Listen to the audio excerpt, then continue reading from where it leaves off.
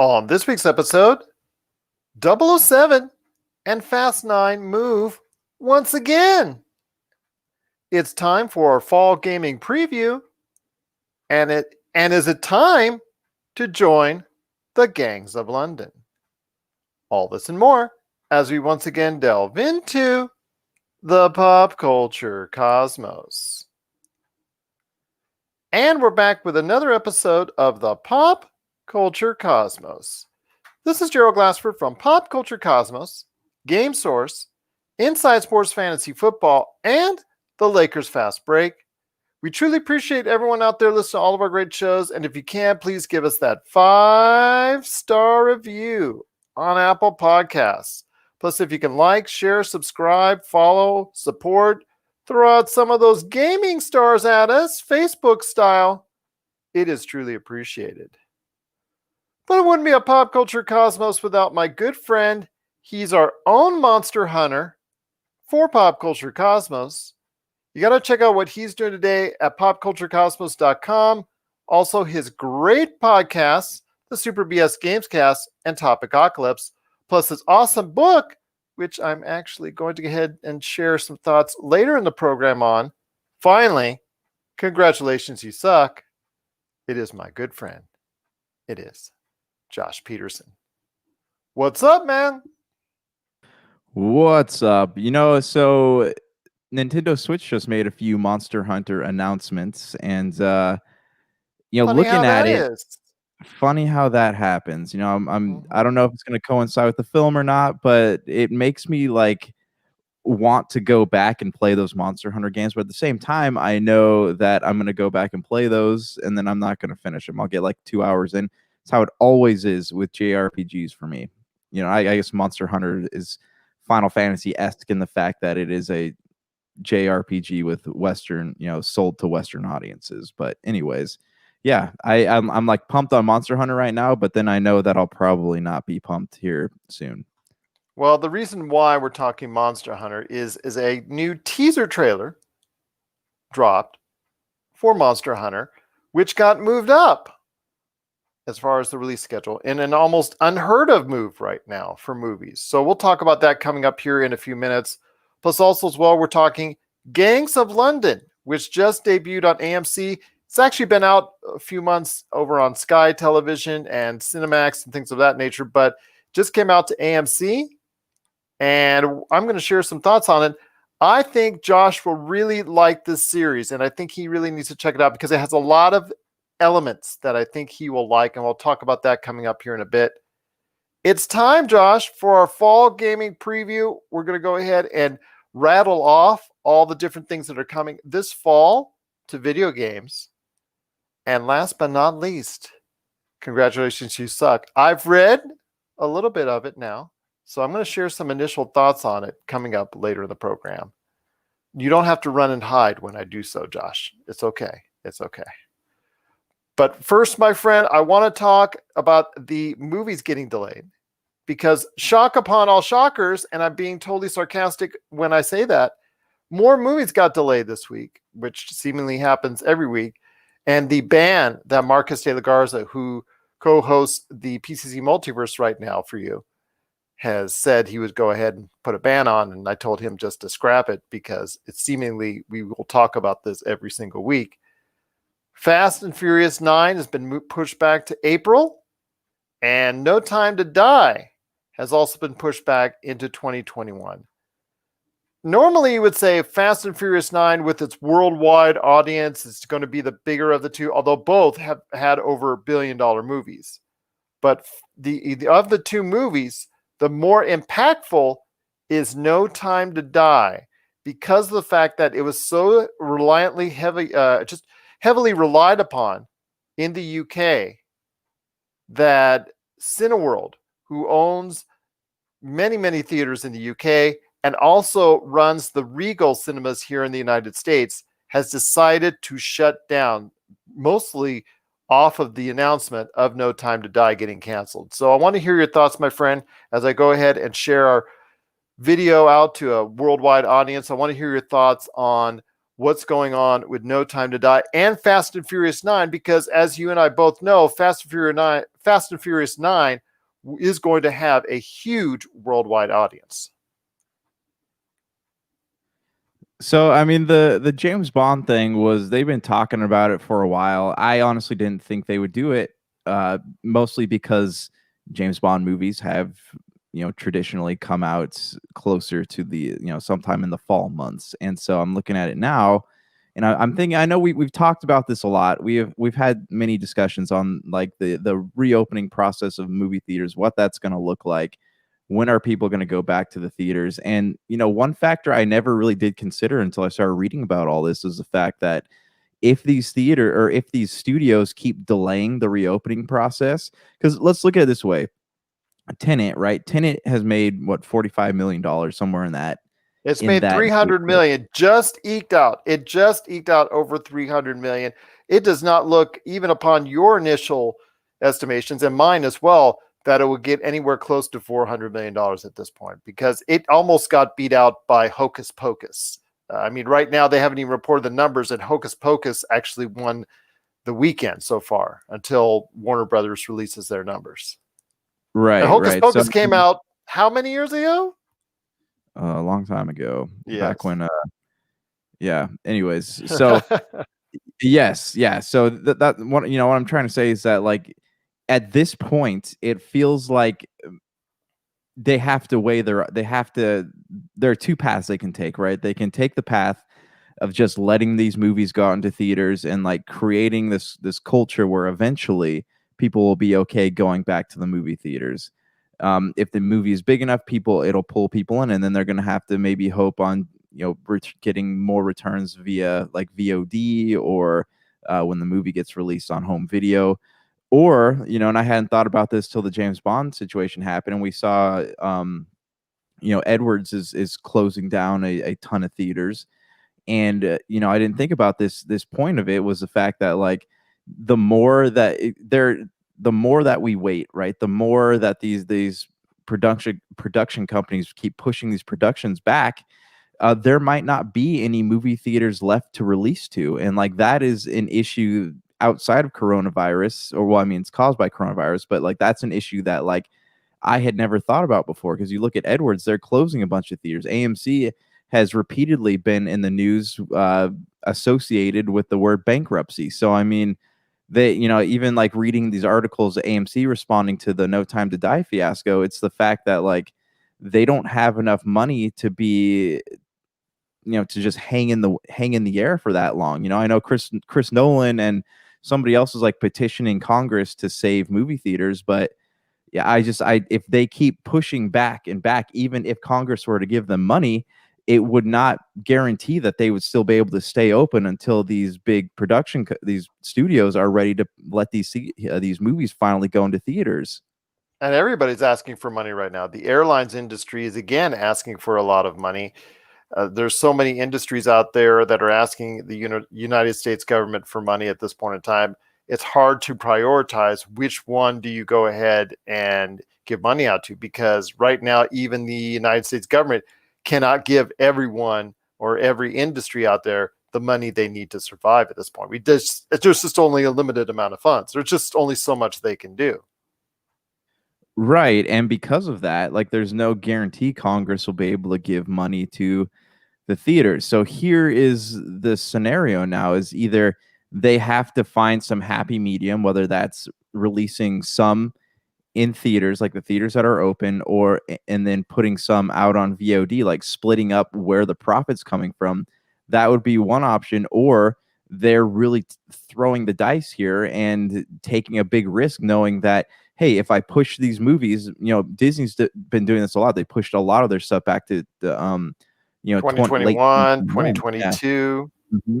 So we go there and we say, what if we wait until next, March or June to put these movies out? One, there's no guarantee that this whole, coronavirus fiasco is going to be over. And two, there might not be any theaters still open. There might not be any theaters for us to put these movies into. And I think that is the bigger issue that is not getting considered here. And you wonder, well, I was going to say this, and you wonder when everything does get better, how many of these theaters can reopen quickly and how many won't reopen at all.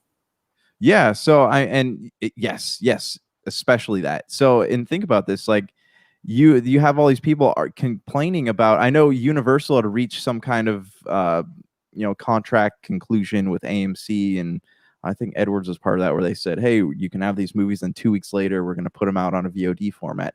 That seems like the proper path at this point. But you have these studios like Marvel and Warner Brothers, who are absolutely refusing to put their movies out on, at least the bigger movies out on VOD services, and instead they're delaying them. And Or it's they're sad. doing what Milan did, and Mulan, which according to Nielsen just barely eked into the top 10 as far as interest and attendance. But remember, it's $30 a pop, Yeah. so they might have made maybe 300-400 of that $1 million back by doing so.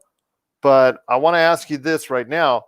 That's still a big loss for them because of the fact that it tanked so much and so hard in China, which is something I know that they weren't expecting.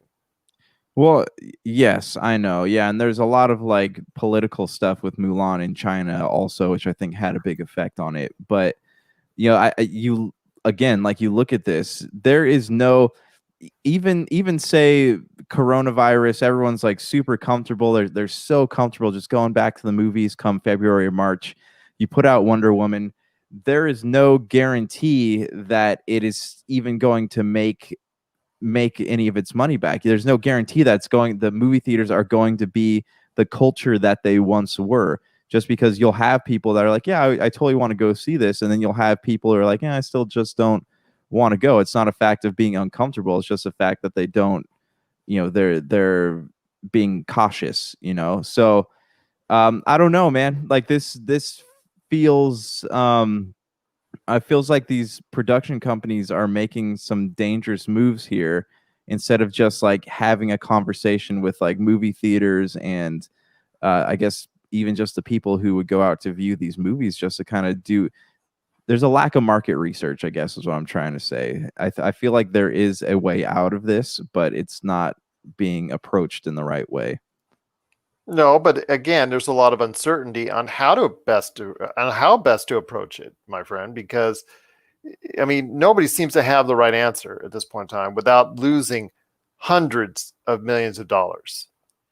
I mean, a lot of these movie companies are going to gamble on, okay, let's put Black Widow out in 2021. Hopefully things will get better. If it doesn't get better by then, we'll just delay it again. These AAA movies are going to be the cornerstone for the most part of what rebounds the movie industry if and when there's a period of time that these movies can release on the air. I mean, let's put it like that. I mean, I understand that there's going to be a period of time where we're just going to be bombarded with a lot of either double A or triple A movies back to back to back to back to back once people start going to the theaters once again. And if that's the case, it's going to be a rough time for a lot of people because they're going to have a hard time deciding which one to go see. But I will tell you this, I think that's what they're going to take the risk on, most of these movie companies, is that, okay, I will take the risk on having a AAA movie come out later on and making hopefully more money, even though there'll be other AAA movies like released the week before and week after. There's that great possibility, other than going ahead and just releasing it now or in early 2021 where I could have no audience at all. Yeah, I mean, there's really no correct way to go about this. You look at Tenet. I guess Tenet has made some money, hasn't made a lot. I'd be curious to know how much it made if they were to put it out via VOD. But Well, it's also, kind like, of, I mean, there's still great demand for it on VOD, but the allure, the attraction of not doing it right in the moment probably has hurt them as well. yeah, yeah, exactly. And also look at like Warner Brothers, look at their DC films, the Marvel films. Like, yeah, you can wait till 2021, but again, there might not be any theaters open to go out to, and that's kind of that could limit audiences as well, or they can just keep pushing it back, and eventually that's going to be such a big loss for them that they're going to be in hot water regardless. So I don't know, man. I don't know. It's been interesting to read about all this stuff.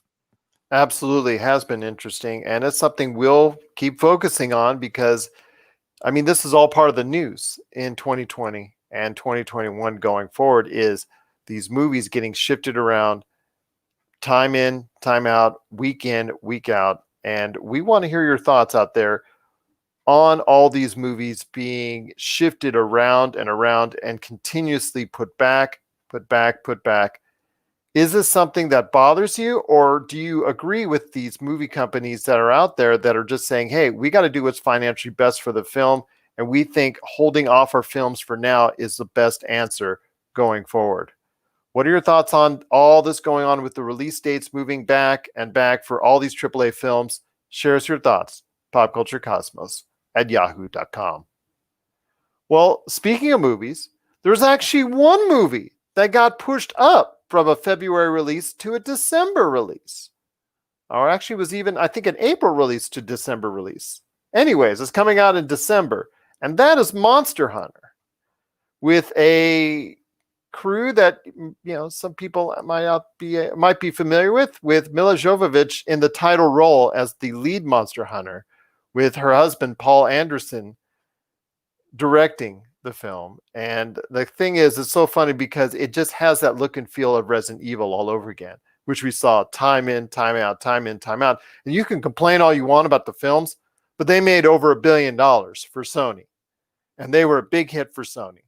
So whether or not it comes out to lukewarm reviews or things of that nature, there's always going to be an audience for her films, even though, again, she's playing another video game character, because Monster Hunter has an appeal.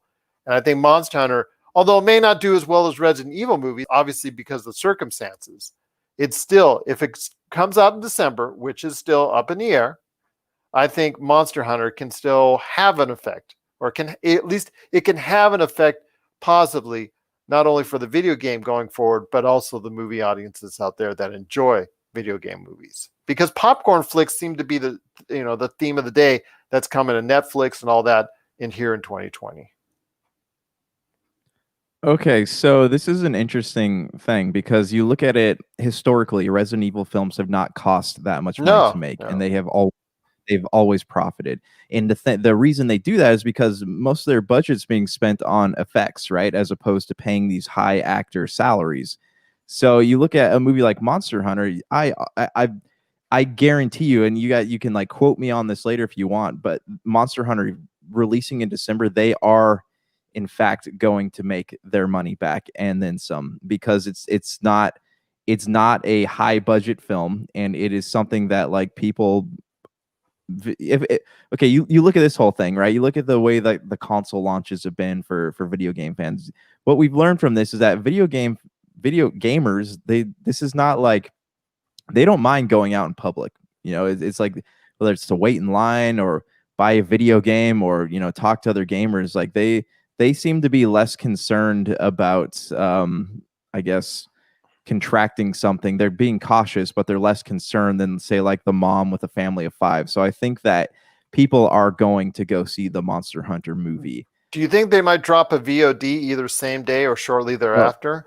So that was what I was going to say next, is that I think that much like they did with Scoob, right? Remember Scoob was had a run in, I think it had a run in theaters for so did Bill and Ted. Both them and Bill and Ted, they dropped same day as in the theaters. They didn't market or actually bank on very much anything in the theaters. It's mainly VODs, but they did earn a few dollars at the theaters. Yes, so Monster Hunter will make some money at the theaters, and it also there's not really. Can we look up what the budget for this film is real quick? I'm not sure. I think Box Office Mojo, because the IMDb purchase limits that type of information at this point in time. But you got to assume it's under what, $50 million. I would assume they usually keep their costs low. 60 million. So 60. Okay, there you go. Well, I was almost on $60 million. So I am pretty like they really have. That's usually high. That's high for them. That's high for them. Yeah, but I mean, it's still under 75 million. I mean, they really letting this go in theaters and then releasing on VOD maybe 2 weeks later. It is a perfect recipe to make their money back. And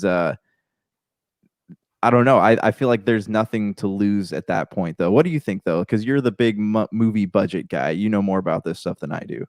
Well, I mean, it's a lower risk for the movie company to put it out this year. And if they want any returns on any film this year, it's probably a safer risk than any, because like you said, it has a $60 million budget. It's got to earn probably close to $200 million in its run in any way, shape, or form before it can start earning return, because the usual hypothesis is a movie has to make 3 to 3.5 times before you can say it makes money, due to not only production costs, but extra contracts, extra fees, paying out to the theater chains themselves, publishing, promotion, things of that nature. All those costs need to get weighed in. So movie doesn't really start to make money in most cases around 3 to 3.5 times, before, as far as that's concerned. So people can gauge that. So it needs to make around $200 million, at least in some form or fashion, before you can say, yeah, it's a profit turner. And I think that's an easier get in this day and age, $200 million.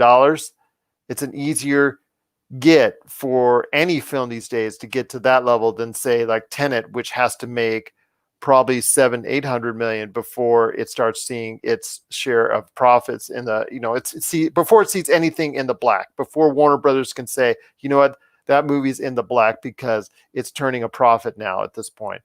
Same thing with the Avengers movies. The Avengers movies, they would have to make 700-800 million, $900 million before you can say, okay, this movie's going to make a profit. So for a movie like that, where it's $200 million before it sees itself in the black, before you can go ahead and say, yeah, it's a profitable movie, I think it's an easier get. All these movies that are coming out this month, as far as those low budget horror movies that you're probably still going to see, those movies are always a quick little profit turner.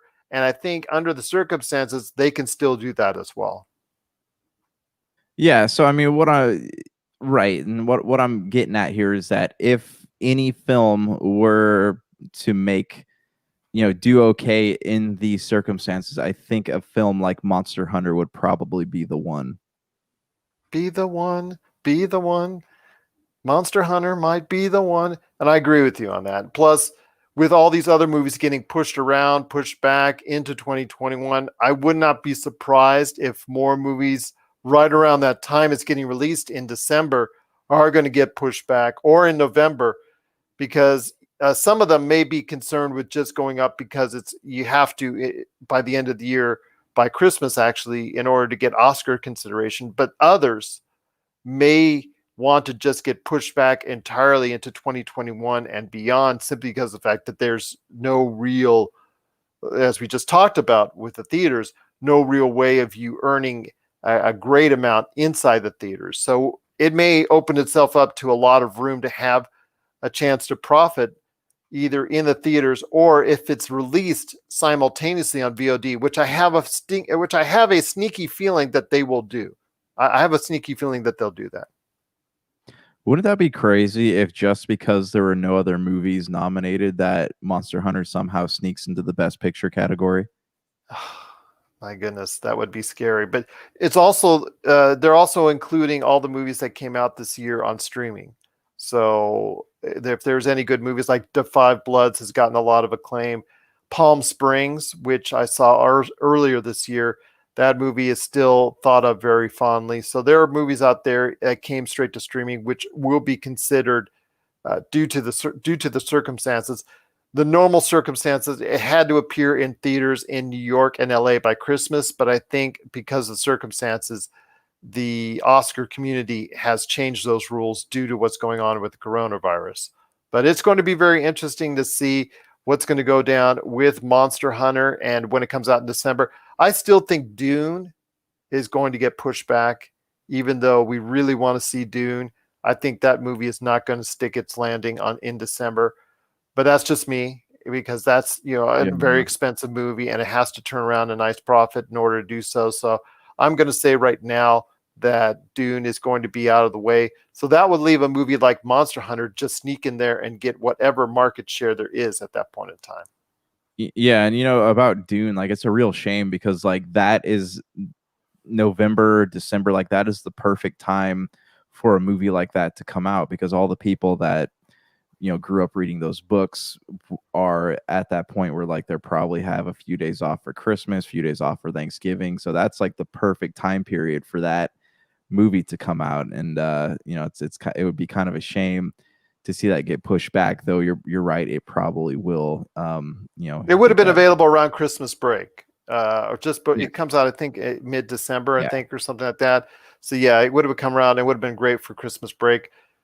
I would just love to play, or I know it's being thought of as being a two-parter if Denis Villeneuve's movie does well. So instead of what we saw in the original Dune. So I know that the character that was played by Sting in the original, I know that either it is not being presented in this film or it is secretly being added in there. So there's still talk about what's going on with his character. I think Feyd, Feyd, I think was the character's name, if off the top of my head. But I have to go and research my Dune info on that just to make sure. But yes, it is going to be some interesting things that goes on when finally Dune comes out. But getting back to Monster Hunter, I'm telling you right now, Monster Hunter could be making the best out of a bad situation. Yeah, I mean, and I think that a film like that is in prime position to do so, because like they, again, the Resident Evil films have been historically profitable, and it seems like Monster Hunter, though the budget's a little bit higher, is still set to do that same thing. So even in these current conditions, a movie like Monster Hunter could probably profit at least a little bit. Absolutely. What are your thoughts out there on Monster Hunter? Are you excited that it's been one of those rare occasions where a movie gets moved up into December of this year? And it seems like if that's the case, it's going to hold that date in December. What are your thoughts out there on going to check out Monster Hunter at the movies? Or do you think it's going to be released shortly thereafter, or maybe even on that date on VOD? Share us your thoughts, popculturecosmos@yahoo.com. Well, before we get to the half hour, my friend, and right after that, our fall gaming preview, which we do every year, want to go ahead and hit you up on this, and you will be excited because I know how much of a fan you are of the old 90s movies with the London gangs and things of that nature, and The Gentleman, which you were so excited about earlier this year that unfortunately did not click with audiences. I do want, but did you hear that there's a TV show coming out of The Gentleman directed by Guy Ritchie? Oh, there you go. Trying to make the best out of a bad situation there. Because it was critically panned and didn't do so well at the box office. But hey, there you go. Trying to maximize the dollars right there. Smart man indeed. Gangs of London has just debuted on AMC, although it's actually something that was shown earlier this year on Sky Television and then also, I believe, on Cinemax as well. Gangs of London, it's following the travels of the gangs of London. It's just really something very interesting. It's a modern take, similar to what you saw in The Gentleman earlier this year, but I think it's it's much harder edged. It's less comical. And the director, which is the kicker going to be for Josh, which is why he's going to check this out, is the director of The Raid Redemption, Gareth Edwards. He's actually written a lot of it as well. So I want to hear your thoughts on this. The fight scenes in there, if you get a sneak peek, and it's all over the place as far as the footage. In fact, check out IGN's coverage of a certain fight scene in the series. It's very interesting. It's very creative. Obviously has the fight scenes when it comes to it. There's something that with Gareth Edwards, who has that background from one of the best martial arts films of all time in The Raid Redemption, is something that hand-to-hand combat, just action galore, is something that's going to be very interesting to see. So I'm curious where this series will go. Our friends out there that are playing on radio stations in the, in England and in the UK out there, our good friends out there watching in the UK and listening in the UK, you've already seen the series probably. You already have probably great things to say about it. But us Americans, we're getting it last. We're getting it later. But you know what? Hey, sometimes it's good to see, good things come to those who wait. So it's Gareth Evans that is Gareth Evans. directing the. Gareth Evans. Yeah, sorry about that. Okay, sorry. Yeah, you said No, my Gareth bad. My Edwards. That's bad. Yeah, Gareth Evans. Yeah, Gareth Evans, director of Raid Redemption, the second Raid Redemption 2. I mean, just Raid Redemption. You got me right there. That's what got me hooked right there, is Gareth Evans' involvement and writing and directing in the film, in the series. So I really loved the Raid Redemption. That's one of my That top being 25 films of all time. said, So there you go. yeah. So that being said, though, a movie involving like gangsters and the likes, I don't know like how I if it doesn't have like an edge of comedy in it, I don't know. It's hard. Guy Ritchie has made these types of films and like they're all funny. So it'll be like an interesting twist to see, how that's framed into a more serious aspect. But my question here would be since he's known for his I guess fight scenes, are there going to be scenes like that in here, or are we just going to have like another training day situation where it's just like a really dark, gritty gang movie with cops in No, it? there are battles in it. I've already seen, if you see the trailer, and I've already seen an episode, there is violence that people will be familiar with, not to the extent of the Raid Redemption, but there are creative fight scenes that are in Gareth Evans' Gangs of London, because of the fact that he has that experience from the Raid Redemption. And if everybody gets a chance to check out, again, I'm going to give IGN a plug. They did a nice video talking with Gareth Evans about a scene that's in the series this year from Gangs of London that's based off of a great fight scene that's in it, and the things that they use, the creative ways that they use household objects into the mix. So I mean, you got to give this a shot, man, because and also I do want to go ahead and tell you, if you see Gangs of London and you only want to stick to it for 5 minutes, let it be the first 5 minutes, because it draws you in. That first 5 minutes with one of the best opening shots I've ever seen, most creative shots I've ever seen. I will say right now, that at least got me in. The rest of the show, I saw the episode was pretty good. I enjoyed it. So it has its niche. So I'm curious to go ahead and see what happens continuously with the series as it comes out episode by episode here in the States. But yes, my friend, I do recommend Gangs of London because I've liked what I've seen so far. Okay, I'll check it out. I mean, it sounds, I'm intrigued by it because, as you know, like I am a fan of Gangs of New York and the Guy Ritchie films. So I mean, those are two of my favorite types of things. So yeah, I mean, it definitely sounds like something I could get into. Where can I watch this? Well, like I said, it's on AMC Plus. I think Cinemax still has it set up, and then if somehow out overseas, it has access to Sky Television. I believe that Sky Television still has some type of capability to go ahead and show off the series. I think, even though the series, I think, already been played on Sky Television in the UK. But Gareth Evans, Gangs of London, AMC, if you get a chance here in the States, I think it'll be really worth your watch if you get a chance to see it. What are your thoughts up there? Go ahead. I was going to say, I'll check it out and I'll get back to you with my thoughts. We can chat. There you go. Indeed. All right, my friend, that sounds great. I'm looking forward to hearing your thoughts on the Gangs of London. What are your thoughts on Gangs of London, presented and directed and written by Gareth Evans? Share us your thoughts, popculturecosmos@yahoo.com. Coming up next, it's our fall gaming preview right here at the Pop Culture Cosmos.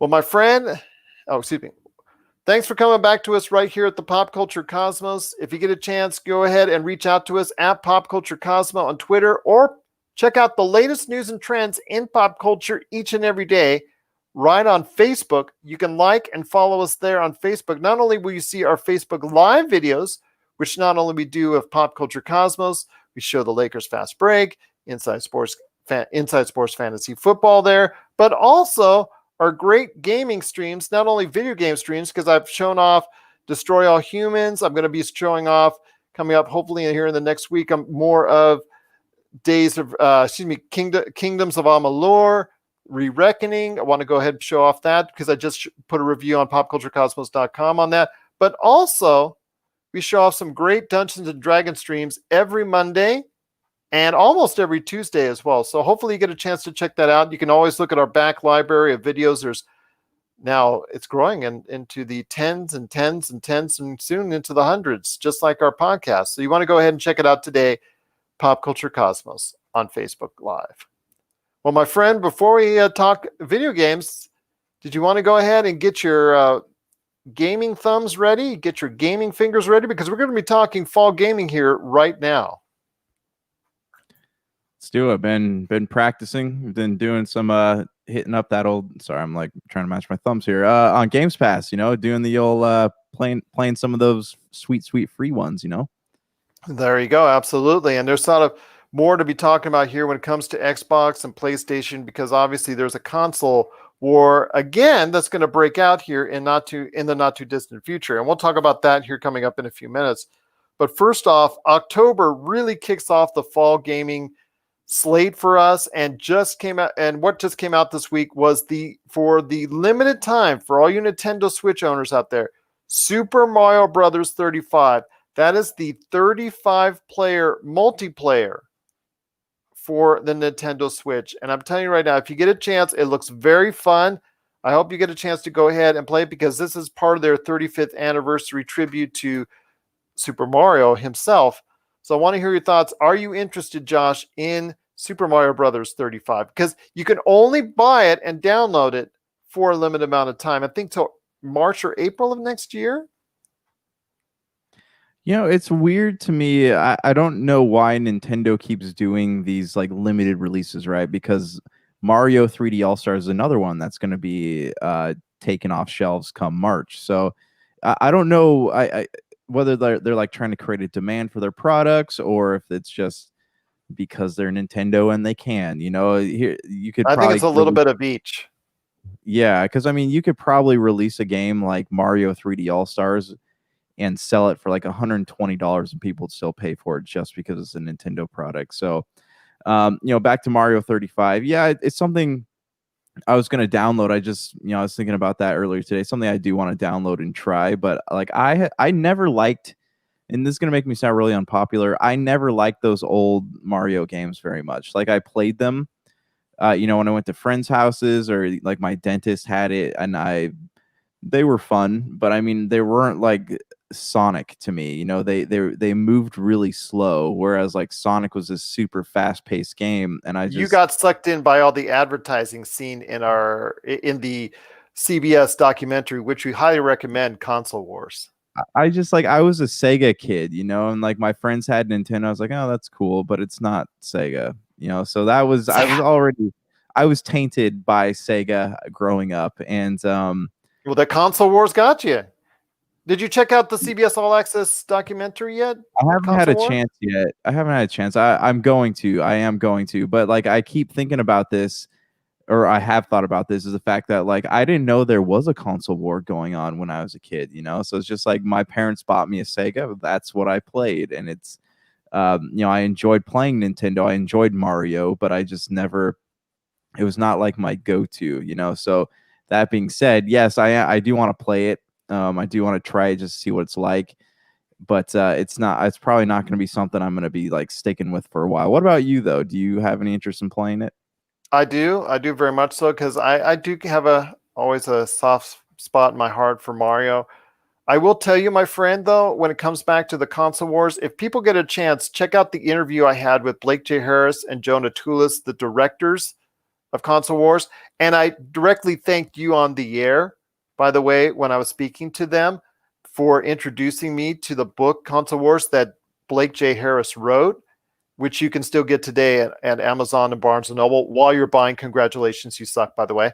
And I will tell you that I enjoyed the Console Wars documentary very much. And if people get a chance, please check it out, CBS All Access, and also the book as well. So yeah, just a cheap plug there. But I wanted to go ahead on with my thoughts on Mario. Yeah, it's to me, this is a great celebration. They throw Mario out there. It's always going to make Nintendo steady money. And we're going to be talking about Mario here coming up in a few minutes with another Mario themed release coming up here later in the month. But I wanted to ask you this. Next major thing that came out, and it just came out this past weekend, was Star Wars Squadrons. I know Marcus and I talked about it on the Friday show, but I wanted to hear your thoughts. Star Wars Squadrons, obviously the price right there, $40. It was really surprising, but a very well-received story campaign, a multiplayer, which seems to be something that they put a lot of time and care in. And it looks like it's going to be overall a very solid game, which is the second straight victory for EA when it comes to Star Wars after Star Wars Fallen Order. So I want to hear your thoughts on Star Wars Squadrons, which just came out this past weekend. So I was, I have never been a fan of like flight sims, and I remember I did play Rebel Assault on PlayStation when it came out, and I played Star Wars Jedi Starfighter, I think it was called, on the Xbox.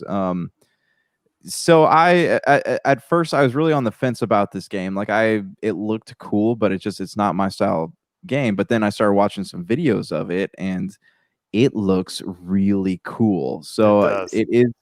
it is something that I am interested in playing. I haven't picked up a copy yet. I'm trying to get through a couple things I'm playing right now, but when I have a break come Thanksgiving, I got that week off as a teacher. That might be something that I want to sit down and play. No, you're actually going to be telling people out there you're grading papers the entire week. That's what you want to tell people.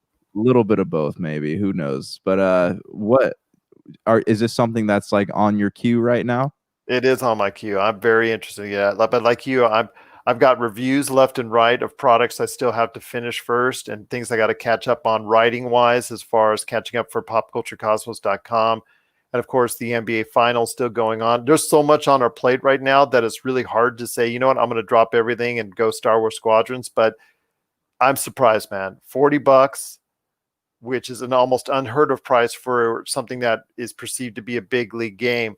And to do it well, and it isn't just a throwaway, is really a big win for EA. EA is trying a little bit better after the years of being called the worst company in America for year and year and year out. I'm just really surprised at the positive direction that they're trying to understand. Yeah, sure, they're still doing microtransactions on some stuff and on with some games and FIFA. They're still can't get things right and things of that nature. But you know what? With Star Wars Squadrons, after the fiasco of the Battlefronts and how that was dealt with, I think this is definitely a step in the right direction. Yeah, I mean, again, like it looks really cool. It's a very like visceral game. Even everything about it, like you see the way you're flying through space, everything going on in the cockpit, like it's all very active. It's not what's the word I'm looking for? Like pixely, Yeah. like games like that style used to be. And because of that, like it really kind of draws my interest. And I don't know like what pulls in other people, but it is something that has made me really want to pick up a copy and give it a try. Well, coming out next week is FIFA 21, or actually coming out this week is FIFA 21 on the 9th. Obviously, that's going to be a big worldwide game. A lot of people are still interested in that. They had a little bit of controversy with the advertisements that they put in a kids magazine in regards to step 2, where they were talking about getting the packs and getting things of that nature, which obviously is a very sore subject when it comes to microtransactions and putting money into something that you would go ahead and getting a randomized thing so you're not sure, which is kind of like a crude form of gambling. So yeah, that wasn't received well. It still has those issues that you have to go ahead and buy and purchase all this extra stuff after you're purchasing the game. But then again, that's the industry now that we speak. But I expect FIFA 21 to be at the heights of the sales charts worldwide when it comes to video games, because it's been there so many years now. And this is something I saw coming many years ago. I don't want to pat myself on the back, but I'm patting myself on the back when I say this, that this is something that a lot of people were just saying, you know what, it's going to be mad. It's going to be mad for EA. No, FIFA is something that they now consider to be one of their top, if not their top series in their arsenal. So, I mean, as far as like FIFA and microtransactions go, I've talked to a lot of people who really love that series, and to me, like in our conversations, they've said, yeah, the microtransactions suck, but I mean, I have found myself buying them just because like I love the game so much and I like to customize my team when I play online.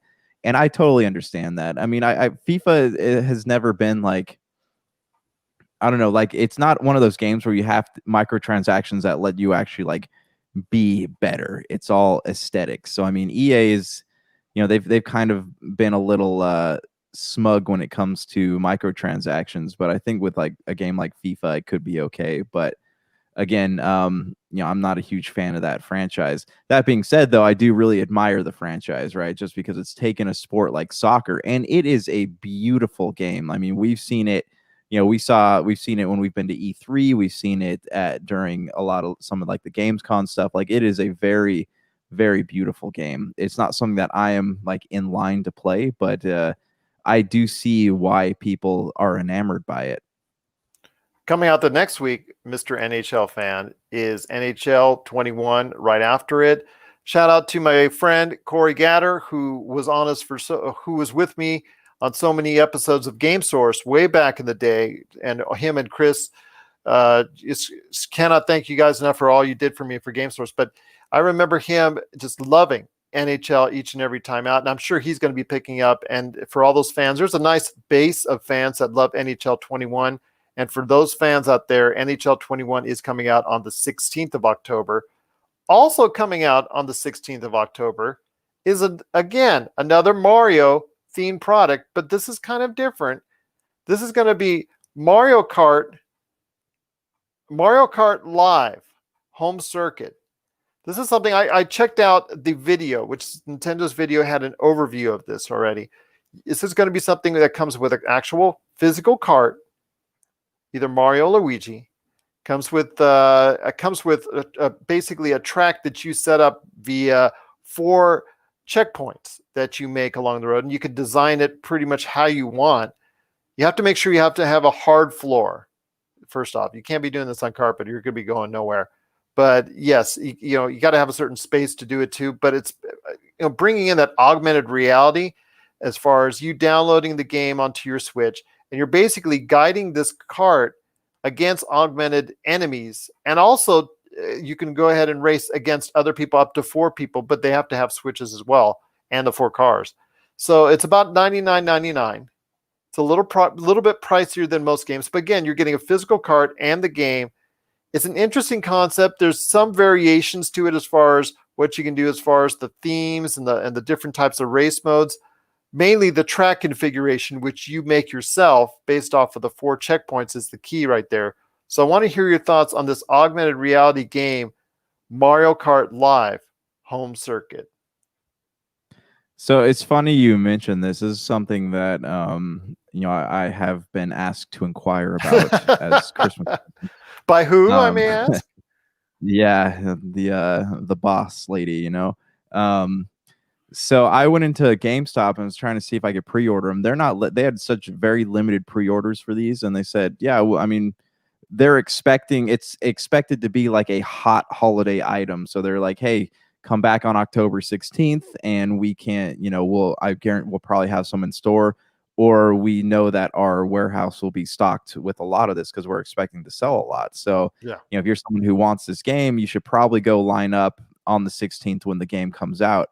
As for your question about how I see this game, it sounds really cool. And I've been reading some reviews. The big complaint I hear about is that like you have to actually go set up your own track, and I'm thinking that if that's the reason people are complaining, we've got some other issues we have to address, because that's the whole fun of the game, is the fact that like it is augmented reality. You're making your own track. And the one negative thing about this is, say you give this gift to a kid that doesn't know how to use a remote control car, you're going to run into a situation where, like, as a parent, you're going to have to go and constantly be putting that car back onto the track. That's the only downside I can see about this game. It has an assist feature, though, that supposedly keeps it on track. Supposedly. Yeah, but you go to, you look at Mario Kart, like on Nintendo 64, Switch, or wherever you've played it, you always have the cloud, right? That has the fishing pole that like fishes you out of whatever situation you ended up on. So you don't have something like that. But I think that the game is really cool. It looks really cool. I've watched video of it. I've read about it. I am really fascinated. It is something that I would absolutely love to play. Coming up next, right after that, we're back with our fall gaming preview. Want to go ahead and thank everyone for listening. This is the Pop Culture Cosmos. It's Gerald Glassford along with my good friend Josh Peterson. Want to ask you this, my friend, coming up the next week, speaking of Nintendo, because I'll tell you what, they're being very smart about it. And you know me, I've bashed Nintendo over the years on a lot of things, but I've also praised them on a lot of things as well. And with the Switch, they're hitting everybody hard with not only the Mario stuff, that 35th anniversary, not only with Mario Kart Live, but now the week after, hitting you with Pokemon Sword and Shield on the 22nd. Is this another expansion or is this a? I think this is, this is an expansion. It's going to be Pokemon Sword and Shield, the Crown Tundra. I mean, that hits you right up right there. Yeah. So that comes out right there. They're just, Nintendo is going to be dominating as far as sales are concerned, at least with a great measure of this, because they're adding that Crown Tundra in there to freshen up what a game that's already been out quite some time, and they're making it even fresher, and they're doing it right. I believe me that I think they're doing it at the right time. So isn't it crazy how everyone was so concerned? I mean, I myself included, about Nintendo making all these announcements, or lack of announcements. And then they announced like 4 or 5 titles that could be interesting. Mario 3D All Stars, the Hyrule Warriors sequel coming out, the Mario Kart game, the Pokemon expansions. And like all they really need is 2 or 3 big titles to kind of dominate the holiday market. And it's funny how that happens, because you have all this like absolute chaos on the side of Microsoft and Sony, and Nintendo. All they got to do is release 2 or 3 games, and that's going to be what people want for Christmas. Coming out the week after is Watch Dogs Legion, which I know you said you had some interest in. So that comes out on the 29th. That's the last major game of the month, in my opinion, at this point in time. So I want to hear your thoughts, unless you consider Pikmin 3 Deluxe going to be a solid seller, which could be under the radar for the Switch. But I want to hear your thoughts on Watch Dogs Legion. Is it turning out to be the game you think it will be? Yeah, I think so. I know they're bringing back the main pro tag from Watch Dogs 1 is going to be featured in the game somehow, and I think his one of the other characters from Watch Dogs 1 is going to be in it also. This is a game where like I do want to play it. I probably won't be able to play it till November, just because I don't have the time right now to invest in a game of that magnitude. I am interested in playing it. I will pick it up. I just don't know when I'll get around to like actually sitting down and focusing on the game, especially because Assassin's Creed's coming out, and I'm like super interested in that one. But and then there's also another game coming out we'll talk about here in a sec that might also take quite a bit of time. Yeah. So I mean, yes, I am interested. To answer your question, I'm sorry, I am interested in playing Watch Dogs 3 Legion. Well, there you go. That's pretty much October as far as the major releases there. There are obviously going to be some big hits as well that will be part of it. And we'll go ahead, if there's anything that really needs to be talked about, we'll be talking about coming up here over the next month. But November is really going to be a big month. It's probably one of the biggest gaming months in years, not only with title releases, but obviously you have 2 consoles being released at the same point in time within 2 days of each other. So I want to hear your thoughts, man, coming up. We're going to start the month with, let's go with, I don't know, not Dirt 5, even though Dirt 5 is going to be a solid seller, as you see above. I have affinity for the Dirt series.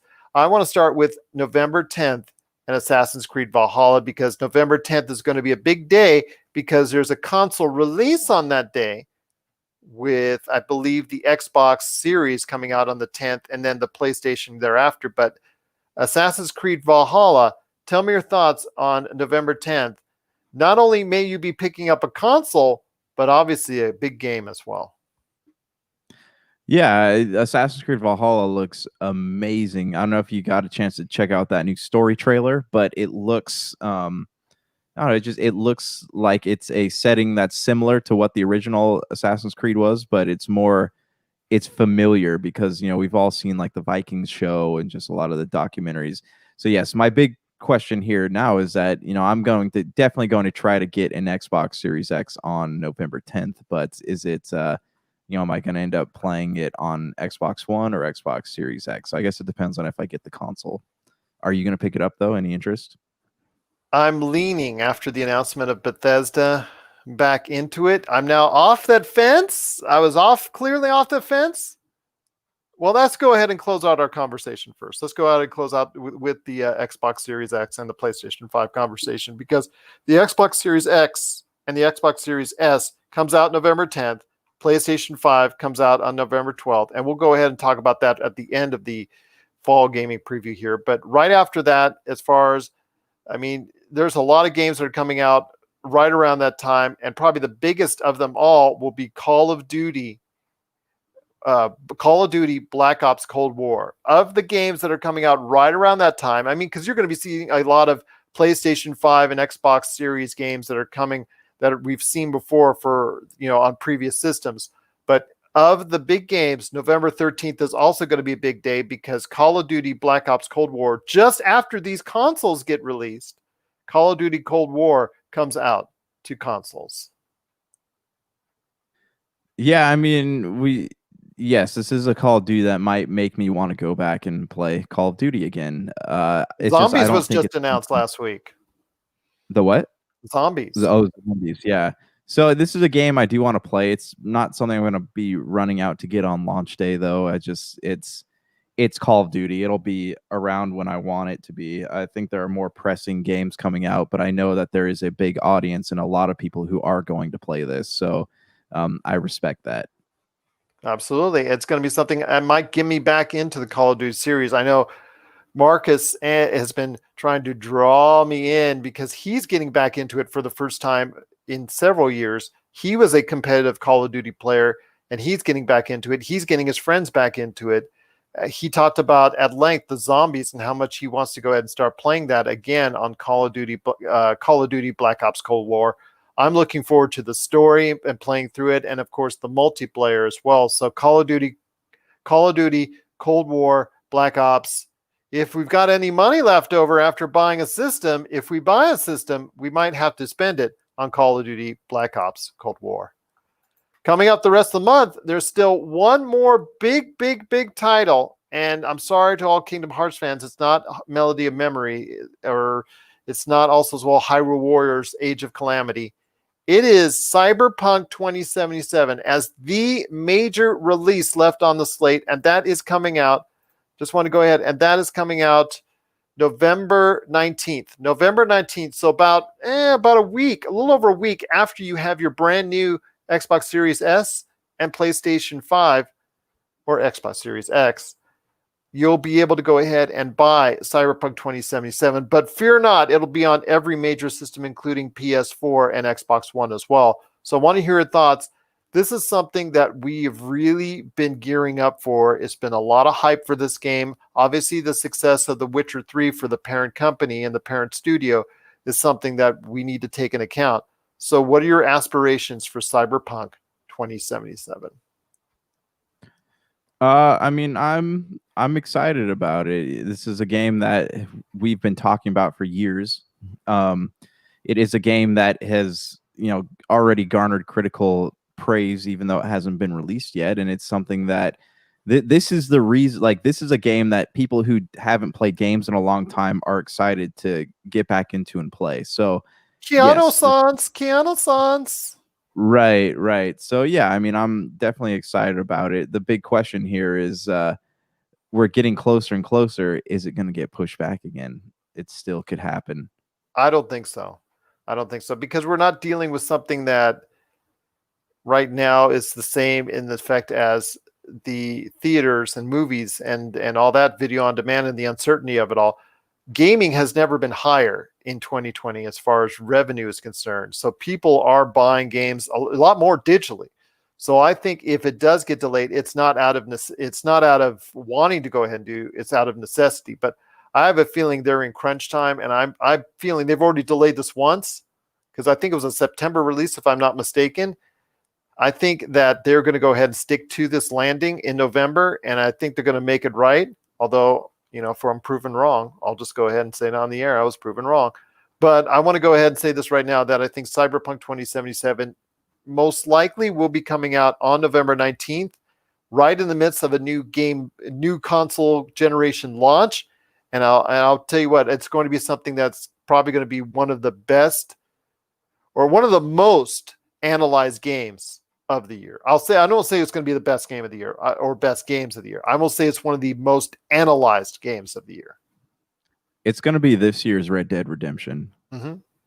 Absolutely. I think so. Or GTA. Yeah, I don't know if it's going to be level GTA because obviously when it comes to GTA, I mean, GTA 5 has had a lifespan beyond almost any game out there and the success level more than any game out there, selling over 100 million units by itself on so many different platforms. And of course, the online community sustains itself even to this day. The Witcher 3 has had a lifespan very good. That's very well admired in and of itself. So, if they get anything out of this comparably with Cyberpunk 2077, it'll be saying great things about the video game industry going forward.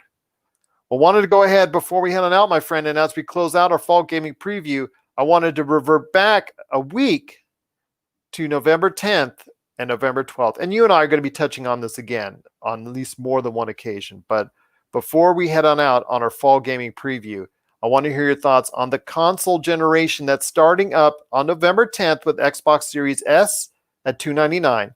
Xbox Series X at $499 and PlayStation 5 at $399 and $499 respectively.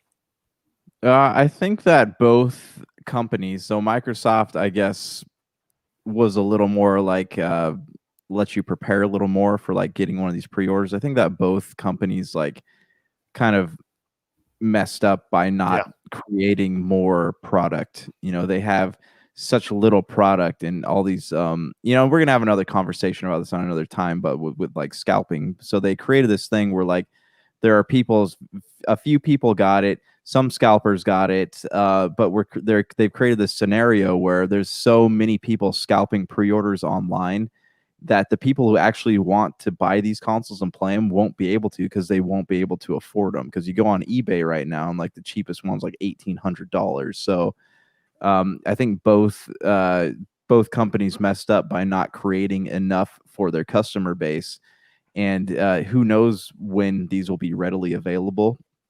There's some people think that Microsoft or the Xbox will be available sometime in the holiday season, and people think that PlayStation won't be available till like February, March of next year. So I mean, this is definitely, they've created a problem, and I just hope that they are able to remedy this before these consoles come out. Well, I've told you during our private conversations that, I'm not going to be a hypocrite when it comes to scalping. If somebody's going to make $1 off it in these days and ages, especially now, what are you going to do? What are you going to say? We live in a capitalistic society here in America. That's what you got to do. That's what you got to do. It's up to the individual that wants to buy it at that price. I tried to sell off my PlayStation 3 that I originally bought the day it came out, and I spent, it's almost $800 on it, and then with shipping it would have cost me over $1,000. So I actually had a auction up for eBay that I was going to go ahead and sell it, but I didn't hit the reserve price that I wanted to. And so I just decided, instead of going and shipping out and costing me a ton of money because it was a really heavy system, I'm just going to go ahead and keep it. And I was satisfied with it. I got to play a lot of games with it. And I've told you about my history with the PlayStation 3 in the past, but I'm not going to be a hypocrite. Scalpers are right now, if you want it, you're going to go ahead and buy it. But if you want to wait, it's probably the best thing to do. Even wait a couple weeks. They'll get replenishments in. I know supplies will be limited in some form or fashion, but during the Christmas holiday season, there should be ways in which people should be able to get it. It's not going to be as scarce, I think, after its initial run. So if anybody wants to pay $1,800 for an Xbox Series machine, my gosh, you must really want it that bad. I do want to revisit the scalping thing. I have a lot more to say on that, but yeah, I mean, I hope so. I just hope that it is going to be available, especially, if they're going to start. I don't know how soon they're going to be phasing out the Xbox One games and PS4 games, but like I hope that it is going to be available for people by the time they start phasing those out. Well, Xbox is, I'm going to say this, Josh, two things. Xbox and PlayStation, not only, like you said, messed up with the pre-orders, messed up with the availability of the units initially, but also messed up the fact that they really have no, I got to get it because it's an exclusive game only to the PlayStation 5, Xbox Series scenario. They don't really have an exclusive game to that platform, to that generation yet that makes you want to say, I got to get it specifically for that.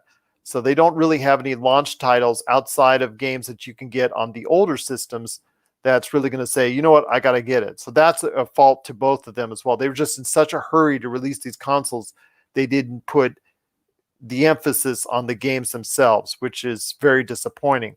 And then, but I will say that Xbox, with the purchase of Bethesda and all that they're doing to set up for this next generation, is as prepared to be as competitive as they can in this marketplace. Whether or not they win this next console generation, that's up ultimately up to the consumers out there.